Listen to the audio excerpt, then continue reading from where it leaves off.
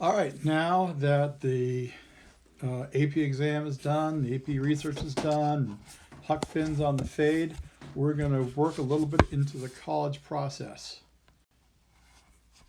That's my boy. That's John Belushi from a movie called Animal House, a movie that was politically incorrect when it came out and has only gotten worse since then. A couple of basic words about how the rest of the year is going to go. We are going to finish about 2/3 the way through Huck Finn, which is fine. Not what I like, but it's what it's got to be. So there are 2 readings for this week that are relatively lightweight. Don't put a lot of time into, don't worry about them too much. I know there's 2 or 3 chapters for it, but it's because what's going on there doesn't require a lot of energy. As far as I'm concerned, we're done with the first draft of history. If you haven't done any of it, go back and get some of it done. If you've done everything up to this point, you're done. No more of that. We need to spend more time looking at the college stuff than at anything else. So for the rest of the year, we are going to do the college stuff. We're going to finish up with a college essay, and we are going to do a little bit more Huck Finn, and that's it. All right, my college process has us do, this is going to look far more formal than it actually is, has us follow through about 7 steps. First one is establish priorities. You did it last week. You answer the questions. Then you pick schools. I will ask you to pick 5 schools. Then I have you pick 1 to investigate. And then investigate digitally, not with your fingers, with other stuff. Now, the whole point of investigating digitally and making a poster, which is this week's assignment, isn't to make a poster. The whole point of investigating digitally and to do that is so that you can turn around and say, oh, when I start looking at my other schools, here are some tools I can use so I can see how the school's going on. So those first 4 are pretty quick. The essay, not so quick. That's going to take a little while. A visit is going to be a little bit more. And then finally, I'm going to have make a list. One thing I did not include in this, because after all, I'm an idiot, is recommendations. If the guidance department was open, I would ask you to grab one of their yellow sheets and hand it out to people and say, would you please write me a recommendation? Since it isn't, I'd ask you to email people who you would like to do a recommendation for you. All right, email, let them know. I'm somebody who is going to go through your old stuff, find some stuff that's worth noting, and put that into a recommendation. So I would like to know in the summer if you would like me to write you a recommendation. Love to write one, but you need to let me know. Other teachers, Ms. Murphy stands out, have a limit of 10. They don't write more than 10 recommendations, and it's first come, first serve. Now again, we're in different times thanks to the virus, but it's probably worth sending out an email to them saying, hey, would you write me a recommendation? All right, here are some things we need to think about as you go into the process. You're going to school, not your parents. You will probably have to take the loans out. So this becomes more on the parents in a moment. This becomes a really hard nut for a lot of parents to deal with because they would like to control everything about what you're going to do. Some would. So you need to sort of think about what you want, not what mom and dad want. Then you can negotiate with them, but you need to make sure that you have a strong voice in this. You're going to stay someplace for 4 years and not transfer. You may wind up transferring. All sorts of people wind up transferring, and I understand. But when you're looking at schools, you're not turning around saying, well, my dad went to Middlebury, and I guess that'll be fine. You want to be like, no, hey, I'm cool for this. I want to go here. Like I said, you'll probably be taking out loans. You might be taking out anywhere between $60,000 to $100,000 in loans. I hope you don't. But you might be taking out a bunch of loans. Make sure you're not paying for a school you don't want to go. Your major will change. It may not. But if you decide that you want to go to school for, pediatric physical therapy, and then suddenly you decide, art history is cool, and you picked a school that had a great pediatric physical therapy department, and now it has no art history, you're kind of screwed. So you got to know that. 2 other things here that are obvious. One is that college is really expensive. Yeah, and we want to make sure that you are paying as little in loans as possible. My way of looking at this is apply to the rich schools, have them give you lots of financial aid, and go there. Other people's thinking is apply to the cheap schools. There aren't any cheap schools, they're all expensive. So, if you can go to a school that has a lot of financial aid and they're going to give it to you, that's a nice thing. Williams is a really good school. Williams is a really rich school. So a good reason to apply to Williams is if you get in, they're going to give you a mountain of financial aid. Whereas if you apply to Endicott, which is a school I like to beat up on, they aren't a really rich school and they're not going to give you a mountain of financial aid. Finally, and this is really important, COVID has changed the game. Where schools last year were incredibly difficult to get into, this year they're a lot easier. Last year, only 300 schools in the United States after May 1st had openings for college students. This year, almost 800 schools in the United States have openings after May 1st for college students. So, the world, you have a lot of opportunities. Okay, so first off, let's establish your priorities. Most of you did this last week. These are your priorities. It's not about your parents. It's not about your major. It's not about your girlfriend or boyfriend, what they really want. If you could live close to them, that would be great, because that way you can make sure they don't cheat. All right? You need to choose what you want. Do you want to be near or far? I define this using a hotel room. If mom and dad want to visit, are they going to need to get a hotel room? If they do, that's far. If they don't, that's near. If you go up to UVM in Burlington, Vermont, lovely place, you'll have a lot of fun. It's about 3.5 hours away, which means they don't need a hotel room. If you go to UMaine in Orono, Maine, it's 6 hours away. They definitely need a hotel room. And it depends on your parents. Either way, near or far, do they need a hotel room or not? City or country? I define this by food because I define everything by food. It's city, which means at 1 o'clock in the morning, I can pick up a phone and order Chinese food and it will get to me. It's country. It's 1 o'clock in the morning. I pick up a phone. I'm not going to get anything except cops and he's just going to be waking up. So none of that. And finally, big or little. Big or little means if I'm at a big school, I can go to a party someplace and not know more than 10% of the people in the party. Little school, every party I go to, I know 70% of the people in the room. Now, I'm a person who likes a little school because that way I know everybody and I'm familiar with everybody and everybody knows me. But if you're somebody who really likes anonymity, big is going to be the place to go. A word about the parents. That's my mom. My mom, and that chubby little piece of flesh is me. Parents love you and they are terrified. They want two things to happen. And this is true about senior year in general. All right? It's worse on the parents than it is on the kids. They want you to leave.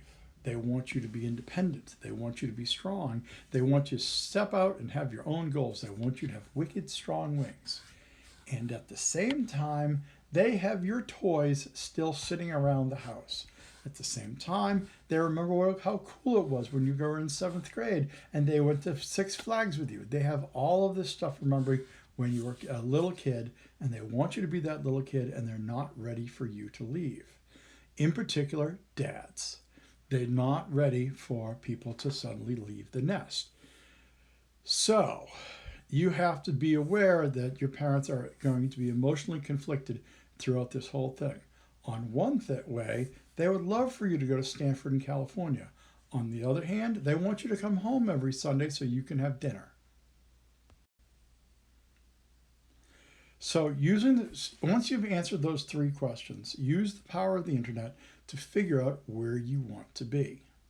If you want far, big, city, okay, University of Miami, there you go. UCLA, there you go. University of Washington, all that stuff, far, big, and far away. Now you may be like, no, I want to be a little bit closer. So then you say UVA, I'm in Virginia. Cool. I don't want to ever see snow again. University of Florida, there you go. So use your internet to figure yourself out. Now, these choices are not locked in stone. You can change it. You don't have to always stick to my little rules. All right, but this is a good way of just starting your search because you want your search to be wide, but you don't want it to waste time on things. I did not want to go to a big school, so guess what? I didn't look up Ohio State. I was not interested in going to Ohio State. Not fun. On the other hand, Mr. Collingsworth lived in Ohio, played football in Ohio, wanted to go to Ohio State. Good for him. We both chose the right schools for us.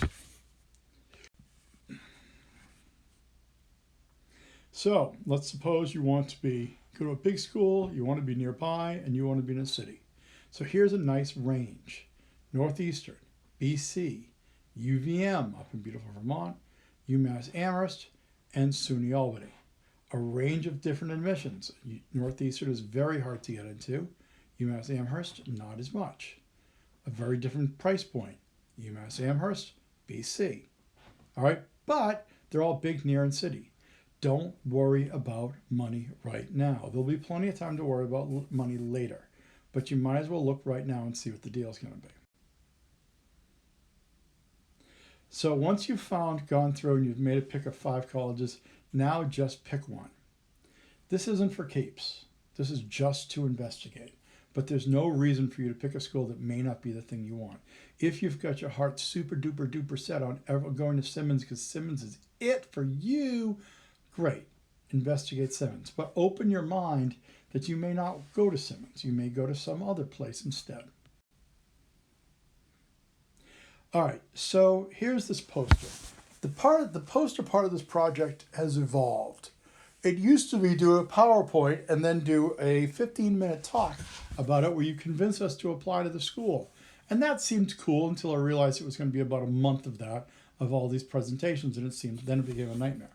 So then it was just a poster, so you could do the poster, we could put up in the hall, everyone could see it, it would be lovely. Now we don't have a hall, so we can't really do it there. The main point of the poster is I want you to investigate the colleges and see things that they don't want you to see. And I want you to note that and be a part of it. The colleges want you to apply because it makes their statistics look great, and they want to have good statistics so they can go to their boards and say, look how lovely we are. U.S. News and World Report thinks we're the number 4 school in this area. So they want to have these statistics. So a lot of times they're not as forthcoming on their websites as you would think they would be. So let's look at that. On your poster, and when you investigate, I would like you to look at these 3 things. What percent have been accepted? These days, that's going to change a lot. Last year, for example, if you were to look at my dearly lovely Middlebury College was accepting something like 9% of the people who applied. So for every 100 of people who applied, 9 of them got in. This year, when they no longer have foreign students and they're not sure who's going to actually show up, they're accepting about 24% of the people who came in. So the percent accepted is important, but it's sort of a background number for you guys this year because the world has changed. That's why I'm in my office. You want to look at the average SAT scores? Same thing. Did we take SATs this spring? I'm afraid not. Are we going to take them again? Maybe. Are they going to be the same thing? Probably not. And then percent accepted, early decision, early action. I am a big believer, a huge proponent of using either early decision or early action if it's available. Schools will accept 50% of their class early action, early decision. Let me put that another way. Middlebury, lovely, lovely Middlebury, which I know very, very well. Middlebury has an entering class of about 1,000. They'll accept 500 people off the early action wait list, off the early action list, and 500 people regular. Well, that's cool because 1,000 people apply early decision and 10,000 people apply regular decision. So you have a better shot at being 500 on the 500 out of 1,000 early action, early decision, than you do out of being the 500 out of 10,000 regular decision. The odds are better. There are more subtle numbers, and I've had to change this a little bit. One of them, and I'm going to show you these numbers. One is from the New York Times Upshot, which analyzes sort of what the class looks like. And one of them is from a group called EdMit, which is a little bit scummy because they want you to sign on and be their like all-purpose program, but they have all sorts of really good numbers as to what the schools are actually like. So I need a school that I'm going to bully and beat up, and I'm going to use Chad's school right here, Endicott College. I call him Chad because he's wearing just god-awful sunglasses, and he's got this cool little leather thing on his wrist. Whoopsie, I need this thing. That leather thing, and then whatever the pink thing is there too, whatever that is. Either way, I looked at him, I looked at his fingernails, and I said, you're a person I want to make fun of. So there we go. Now let's look at it. Now this first set of numbers, these are from the upshot. So this is the percent of students from the top fifth of the economy. So mom and dad make $110,000 or more per year. 61% of the people at Endicott have parents that make $110,000 or more per year. It's a pretty big number, all right? And this is compared to other select private colleges. They're 25th out of 614, which means they take a lot of rich kids at this school. Now let's flip this around. These are from families that make $20,000 or less per year, decidedly poor, all right? Endicott takes only 2.6% of that. They are 577 out of 614.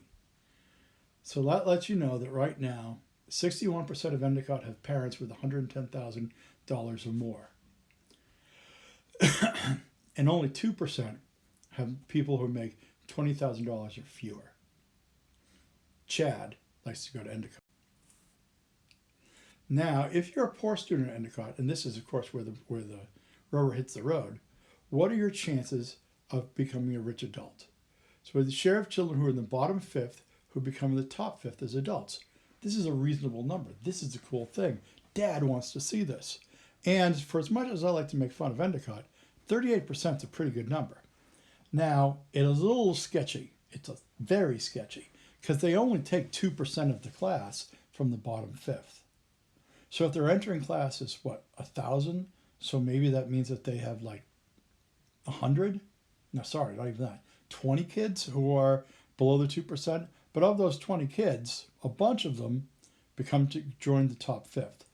That's fairly decent. And here is also a key number. What's your median income when you're at the age of 34?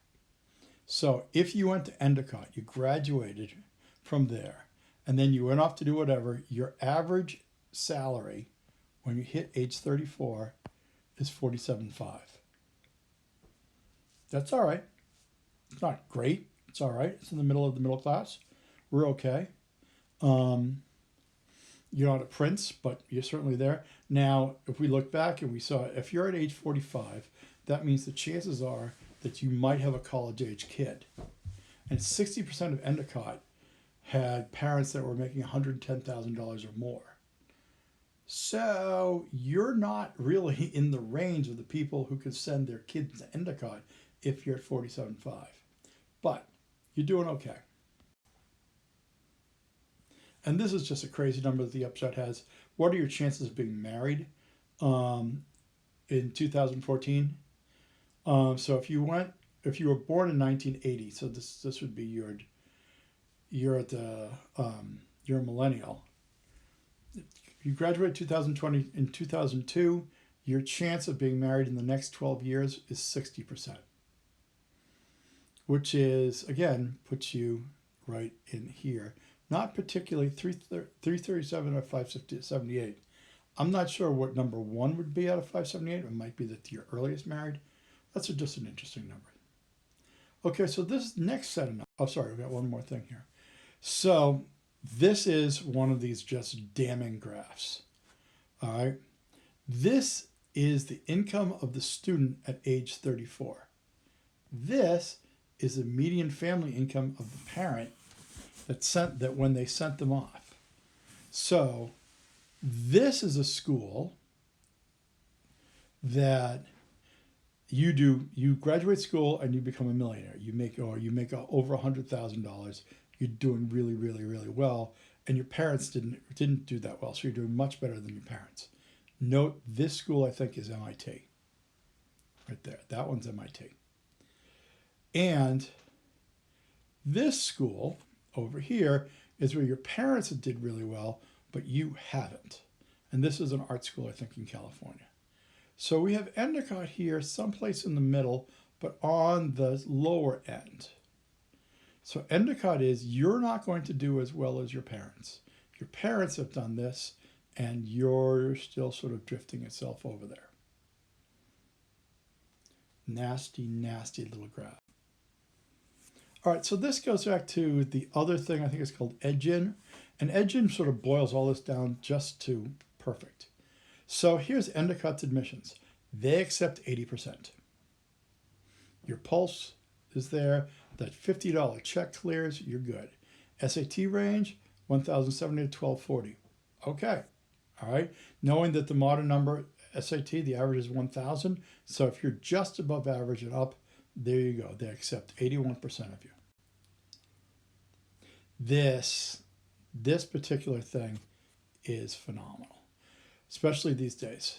So one of the problems that's happening is as a result of COVID is a lot of schools are losing money.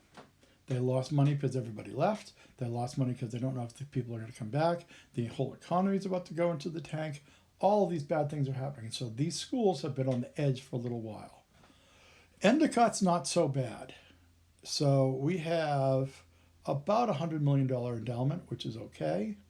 And this is a reasonable number too per student. The endowment is $24,000.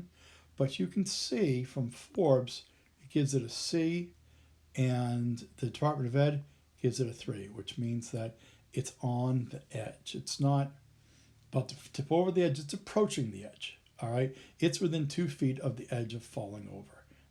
But it's not great, but it's not hard. Okay, so now let's look more at the money. The net price is 35 grand, which means after you get all your aid and after you get everything else and after you take all the rest of that, that's the number you're going to have to either write a check for or take a loan.